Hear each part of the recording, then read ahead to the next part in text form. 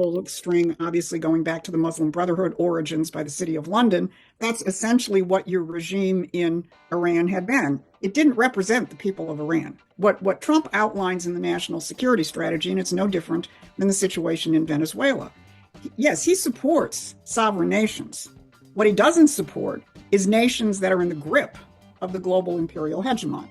In Venezuela with Maduro, it was Dope Incorporated, right? The narco cartels and the financial architecture which supported them. So he pulls Maduro out and then allows Venezuela to start acting like a sovereign nation in partnership with the United States.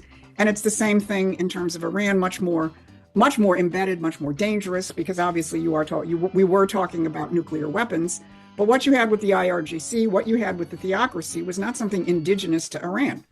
It was something which was imposed from the outside and has been maintained in power for the past 47 years, so that you always do have that flashpoint. And I would argue, this is the existence of that leadership in Iran is why Bibi Netanyahu could stay in power as long as he did. It was a perfect gang counter gang.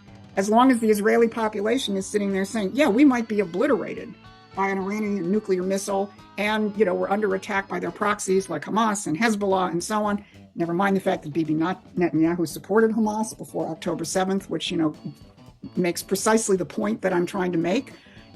I guess from your line of, it's codependency, right? Israel needed Iran, Iran needed Israel. The British were running the whole thing from the top, and Trump is beginning to dismantle this. And assuming this thing resolves quickly and, relatively cleanly, which obviously still remains to be seen, but it's obviously tilting in that direction, I think you're going to begin to start to see some very interesting changes unfolding in Israel. Once you remove the Iran boogeyman, which is what Netanyahu always needed to keep himself propped up, even at points when the majority of the population was opposed to a lot of his policies, but there was never any serious opposition inside Israel, not that represented a majority, because you did always have the looming danger of, are we going to get blown up by Iran, Hamas, Hezbollah, the whole thing. So I think it was a codependency. And I think what Trump is doing is taking each one of these instruments, which had nothing to do with the interests of the nation. Maduro had nothing to do with the interests of the Venezuelan people. The IRGC has nothing to do with the interests of the Iranian people. I would argue Bibi Netanyahu doesn't have a whole lot to do with the actual interests of the Israeli people. You begin to dismantle that, and he'll use soft power when it works, but if it doesn't, it's hard power. But it's not hard power against a sovereign nation. It's hard power against an external controlling mechanism which has embedded itself within that nation.